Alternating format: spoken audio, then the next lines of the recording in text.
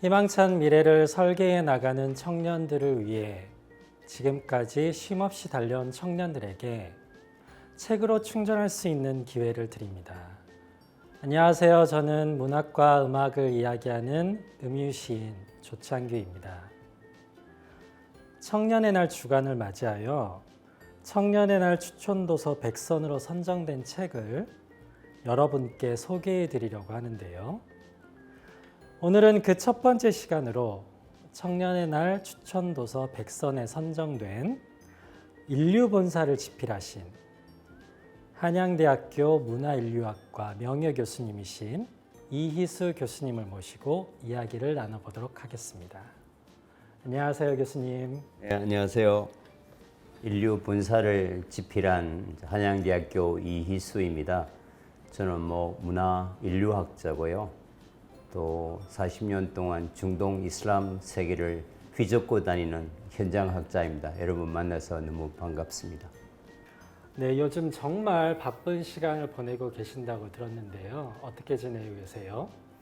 지금 코로나가 이제 끝나면서 밀렸던 일들이 본물처럼 터져 나옵니다. 인류학자들은 항상 이제 현장에 가서 살아야 되는데 그동안에 못 갔던 터키, 아제르바이잔을 7월에 다녀왔고 8월에는 스위스 학교 다녀왔고 9월에는 터키, 10월에는 카자흐스탄, 11월, 12월 계속 이제 현장이 저를 부르고 있기 때문에 이제 본격적으로 다시 고향 같은 중동 현장으로 달려가는 그래서 매우 바쁩니다. 아, 네, 그러시군요. 네.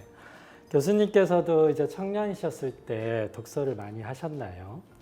읽는 거는 무협 소설을 많이 읽었고요.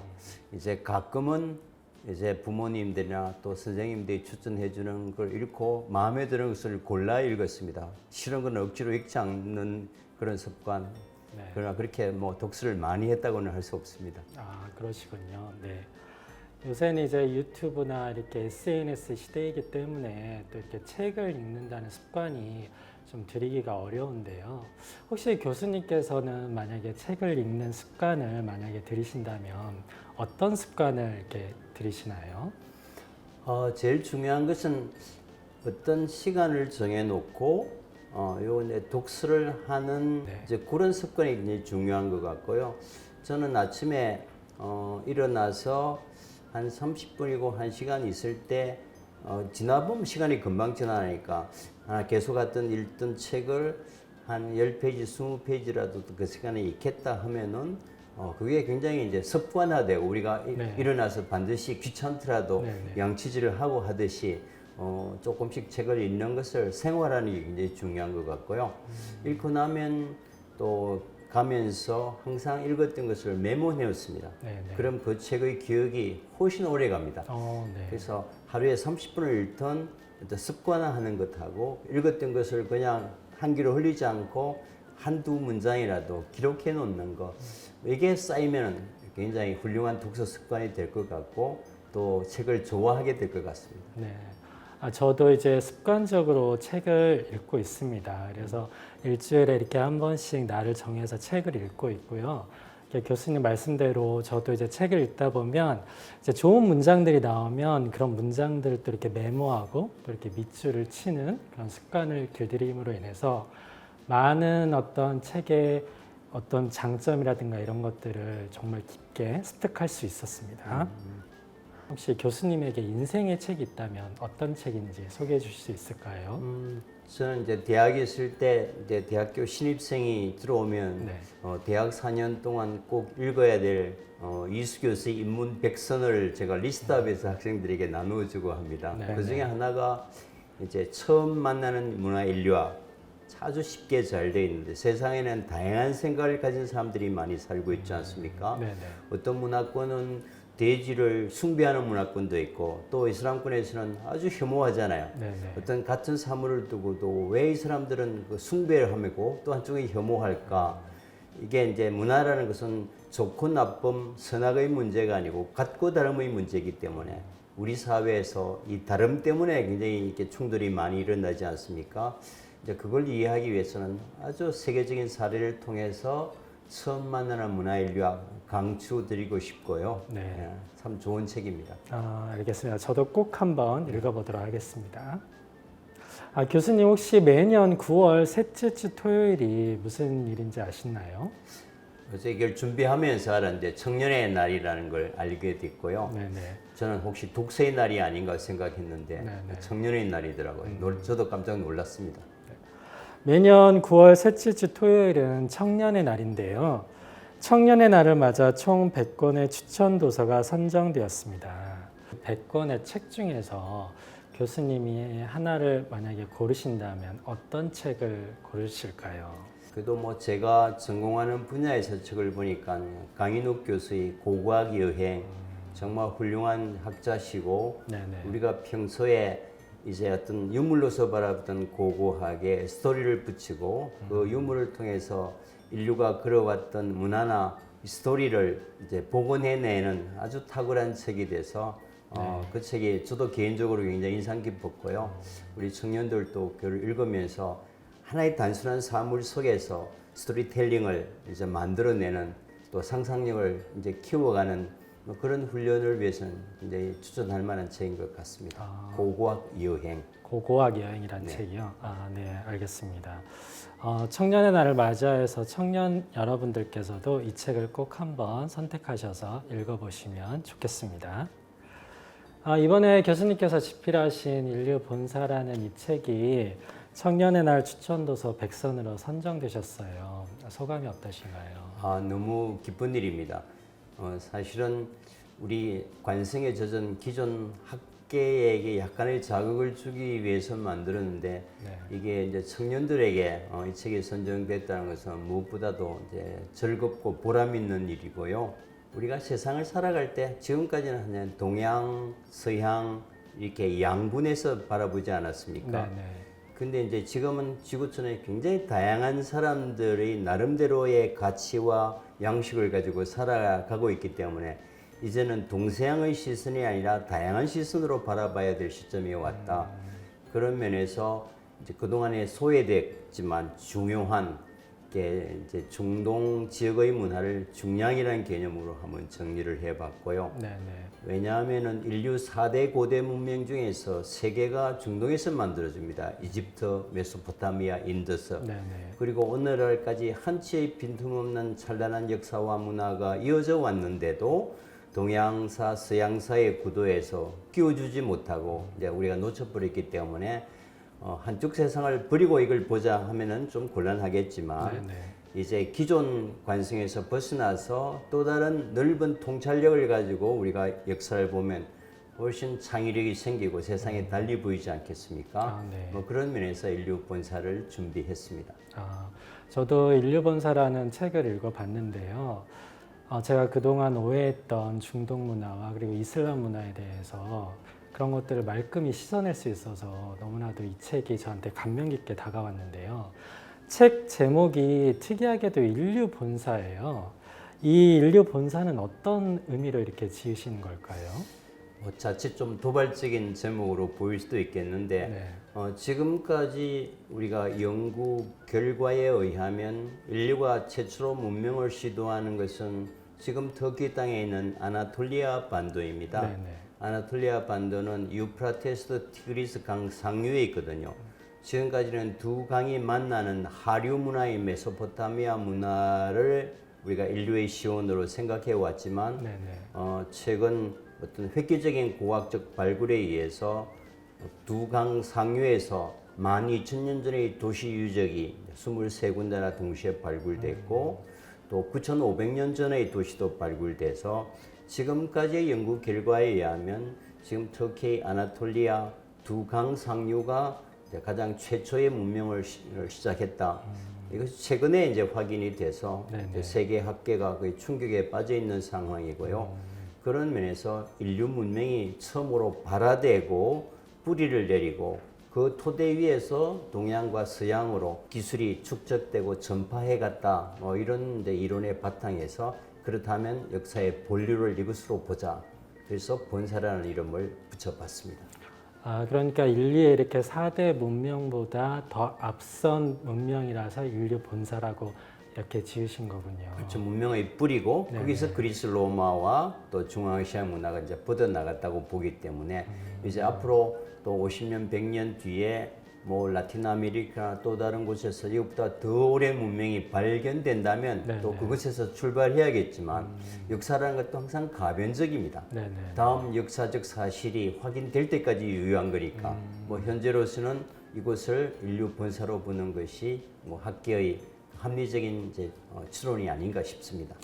대단히 흥미로운 그런 이론인 것 같습니다. 네.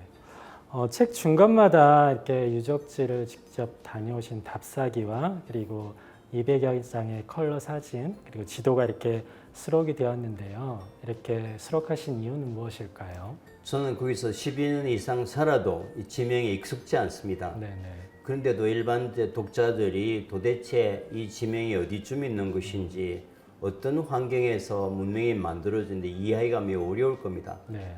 그래서 이번에 아주 친절하게 지도를 그리고 그 위치를 정하고 또 거기서 발굴이나 관련된 사진들을 함께 하면서 이게 지금까지 친숙한 문명이 아니니까 새로운 문명에 대한 이해를 높이기 위해서 지도와 도표 또 사진들을 많이 사용했습니다. 아무래도 저도 이 책을 읽어봤습니다만 그 지명이라든가 그곳이 어디에 위치해 있는지 이런 것들을 정확하게 이 책에서 지도라든가 사진으로 설명을 해줘서 너무나도 도움이 되었습니다. 교수님께서 중동 역사와 이슬람 문화를 처음 접하게 된 계기가 저는 굉장히 궁금합니다. 제가 이제 서울대학에 떨어져서 외국어 대학을 갔습니다. 네. 그것도 삼수까지 해서. 네네. 그렇게 생각하니까 이제 내가 남들이 다 하는 공부를 따라하면 항상 몇 년 뒤처지고 영원한 세컨 클래스를 살아야 되지 않을까. 이제 20대 때 그런 생각이 들었고 네네. 그렇다면은 나만의 인생을 살기 위해서는 어떻게 해야 될까? 남들이 하지 않는 분야, 남들이 가지 않는 길을 선택할 수밖에 없겠다는 이제 생각을 하게 됐고요. 제가 대학에 다닐 때는 그 석유 위기 오일 쇼크로 모든 사람들이 중동 이슬람을 악마화하고 싫어할 때입니다. 여기도 사람 사는 곳이고 굉장히 훌륭한 문명이 있었는데 왜 우리나라에서는 저렇게 싫어하고 부정적이고 악마화할까? 그래도 나라도 한번 제대로 공부해 봐야겠다라고 이제 중동 이슬람을 공부하기 시작했고요. 그러다 보니까 이걸 이제 어떤 미국이나 유럽에 유학 가는 것보다 현장에 가서 그 사람들의 모습을 보면서 공부해야겠다. 그래서 정말 공부 잘하는 내 천재 친구들이 다 미국 가는 비행기를 탈 때 저는 정반대편 비행기를 타고 이스탄불로 날아갔습니다. 네. 이게 공부하게 된 배경이고요. 네네. 그렇게 해서 이제 중동 역사와 이슬람 문화를 이렇게 처음 접하시게 되셨군요. 네. 교수님께서는 다른 인터뷰에서 우리 일상생활에 이슬람 문화가 많이 스며들어 있다라고 그렇게 말씀을 하셨는데 그런 것들은 어떤 것들이 있을까요? 우리가 이제 중세 유럽 사람들은 암흑의 시대라고 그러지 않습니까? 네네. 뭐 중세는 천년간 암흑의 시대였을지 모르지만 사실 그 당시 이슬람 세계에서는 세계 최고의 과학과 학문과 문화의 절정기를 이루었습니다. 네. 그게 이제 우리 삶에도 많이 남아 있거든요. 지금 이제 우리 이제 시인님하고 같이 커피를 마시는데 이 커피라는 단어가 아랍어입니다. 그렇군요. 그리고 이 이제 커피를 인류가 음료로 마시게 된 것도 아랍이고 이걸 카페문화를 만들어서 유럽에 전해진 것도 이제 중동 이슬람 세계인데 이제 커피야말로 유럽 문화의 아이콘처럼 이제 있잖아요. 네네. 이제 여름에 더우니까 아이스 커피를 마시는데 이게 설탕을 넣잖아요. 설탕이 잘 안 녹으니까 요즘 우리가 시럽을 넣잖아요. 네. 설탕 슈가 아랍어입니다. 시럽, 시럽 아랍어입니다. 그러니까 우리가 쓰는 학문 용어, 천문학, 애스트로노미, 화학, 케미스트리, 물리학, 피직스, 또 심지어 우리가 4차 산업혁명을 준비하는 가장 큰 키워드가 알고리즘, 연산법이잖아요. 그죠? 네. 빅데이터를 움직이는. 네네. 알고리즘이라는 것도 아랍어입니다. 알고리즘이라는 것은 9세기 이슬람 수학자 이름입니다. 알고라즘이라는 사람이 만들었기 때문에 알고리즘이 됐고 사람 이름이 학문 명칭이 된 거란 말이죠. 그러니까 천년 전에 이 완벽한 법칙을 만들어 놨기 때문에 우리가 4차 산업혁명을 준비할 수 있는 거죠. 이제 알게 모르게 우리 일상에 너무나 깊숙이 들어와 있지만 이런 이제 지적 결실들을 우리가 직접 접하지 못하고 산업혁명 이후에 유럽을 통해서 받아들였기 때문에 유럽 문명의 스승이고 어머니 역할을 했던 이슬람 이제 지식과 문화와 인문적 가치에 대해서 우리가 들어보지 못했던 거죠. 한 사회나 문화권을 온전히 이해하기 위해서는 그 사람들이 갖고 있는 어떤 역사적 가치나 인문적 깊이나 어떤 영성적 모습을 전체적으로 봐야 정확하게 보이잖아요. 네네. 뭐 그런 면에서 이슬람 문화는 우리가 앞으로 많이 공부해야 될 것 같습니다. 네. 교수님 말씀을 들어보니 우리 문화에 커피라든가 샤베트 그리고 알고리즘 이런 것들이 다 이슬람에서 왔다라는 것을 알게 되면서 이슬람 문화가 우리가 참 알지 못하는 것이 많이 있구나 이런 것을 알게 되었습니다. 교수님께서 이제 오랜 기간 준비하셔서 집필하신 인류 본사를 비롯해 중동의 역사와 현재 이슬람 문화에 대해서 많은 이야기를 들으셨을 것 같아요. 청년들에게 이 책을 추천하는 이유는 무엇일까요? 시야를 좀 넓히는 데 좋은 가이드북이 되지 않을까 싶습니다. 우리가 오랫동안 이제 서양사와 세계사를 동일시해 왔잖아요. 네. 그러면서도 이제 동양사라 그러면 우리가 중국사를 배웠습니다. 193개 지구촌 유엔 회원국 중에서 193개의 다양한 스펙트럼과 다양한 역사와 문화의 모습이 있는데 네네. 이렇게 한 문화권 중심으로 그걸 이제 어떤 세계화와 일치하는 것은 이제는 뛰어넘어가야겠다. 다양한 지역의 사람과 문화를 있는 그대로 그 사람의 입장에서 바라보는 이것이 이제 다문화, 다종교 공존의 시대 때 우리 청년들이 미래를 내다보는 하나의 어떤 지식의 그 지침 나침반이 되었으면 좋을 것 같고요. 네네. 그런 면에서 또 다른 이제 왜곡되고 이제 소외되어진 지역의 역사와 문화를 통해서 훨씬 통찰력을 넓히는 그런 작업, 그런 쯤에서 이제 이 책을 준비했고 여러분에게 뭐 같이 이 문제를 고민하는 그런 계기가 됐으면 좋겠습니다. 이제 다문화 그리고 점점 다세대 되어가는 그런 사회 속에서 우리 청년들이 그런 어떤 편협한 시각을 갖는 것이 아니라 좀 더 넓은 시각을 갖고 그렇게 하기 위해서 중동 문화나 이슬람 문화 그리고 인도 문화 그리고 그의 다양한 문화들을 습득하기 위해서 이 책을 여러분들께서 꼭 읽어보셨으면 좋겠습니다. 그럼 저희 프로그램의 공통된 질문인데요. 교수님에게 청년이란 무엇일까요? 제가 보기에는 청년이라는 것은 이 가능성을 생각하지 않고 무한히 꿈꿀 수 있는 존재다 이런 생각을 합니다. 안 돼도 좋고 실패도 좋고 인생이라는 것은 항상 좋은 것만 집합할 수는 없잖아요. 네. 그 수많은 시행착오와 아픔과 고통이 모여서 이제 진정한 인생을 만들어가는 거기 때문에 이제 나이가 들어서는 시행착오를 할 수가 없어요. 청년이라는 것은 지나치게 가능성을 염두에 두지 않고 그냥 도전하면서 부닥치면서 무한히 꿈꿀 수 있는 존재다. 그래서 많은 사람들이 부러워하는 존재죠. 네. 그게 이제 청년의 가장 큰 매력이고 특권이 아닐까 싶습니다. 제가 생각하기에는 교수님께서도 충분히 지금도 청년 같으십니다. 네. 오늘 좋은 말씀 너무나도 감사드리고요. 마지막으로 청년들에게 한 말씀만 해주시겠어요? 세상은 굉장히 다양합니다. 네. 제가 제일 싫어하는 말이 이제 틈새 경쟁이라는 말을 참 싫어하는데요. 틈새 경쟁이라는 것은 빈틈없이 쌓여 있는 곳에서 어떤 틈을 찾아서 들어가는 경쟁력이잖아요. 그보다는 생각을 바꾸고 시선을 돌린다면 어마어마한 새로운 분야가 여러분을 기다리고 있는 곳이 많습니다. 그래서 기존의 타성에서 벗어나서 좀 생각을 돌리고 또 시선을 바꾼다면 어마어마한 이제 가능성이 여러분에게 기다려주는 것이고 남들이 가지 않은 길을 걸으면 여러분이 최초가 되는 겁니다. 묵묵히 그 최초의 길을 가면 언젠가는 최고가 되거든요.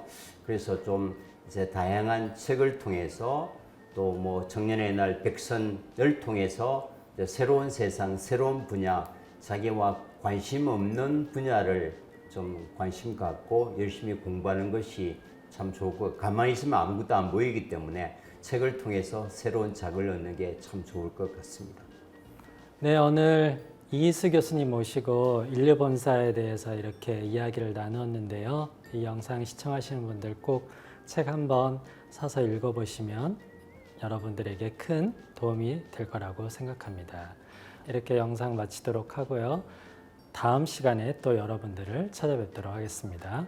감사합니다. 알겠습니다. 감사합니다. 네.